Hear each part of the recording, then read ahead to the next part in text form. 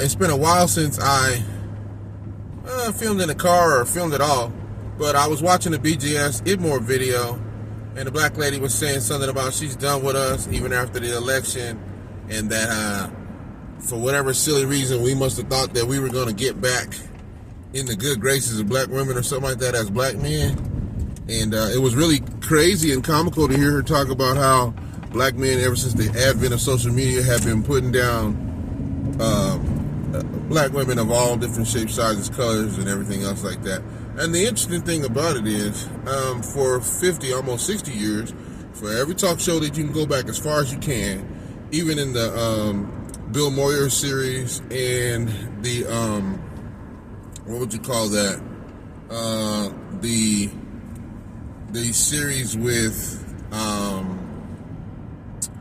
going all the way back to the Moynihan Report, you can see that the black woman was pre-programmed and saying how they didn't need us in the house and how they didn't want a father. They didn't need a father because they grew up with one. And Bill Moyer followed up in '86 and showed the same dysfunction.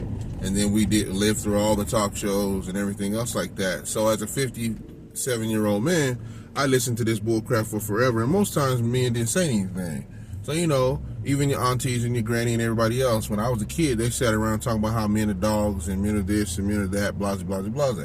Some of that stuff might have been warranted, but there's a whole lot of it that wasn't. They didn't really talk about, sit around and talk about how unsubmissive they were. And they didn't really sit around and talk about how they was using sex as a weapon. But I know my cousins and them were trained to use sex as a weapon. I've heard women in my family and outside my family talk about how to use sex as a weapon. So it's hilarious to see a sister on here talking about how they're not with us. And she started talking about divesting and everything else. She started talking about how you have a 10 to 15% chance to get a man if you're divesting. These people obviously do all this talking and complaining about the manosphere, but they don't watch the points of the manosphere. If anybody can tell you, the manosphere itself will tell you that black women are not getting married to white men. They are having sex by white men and other men. They're having 1 million plus babies a year by non-black men, but they are not getting married to them. The marriage rate is 1% or less. It's actually 0.5.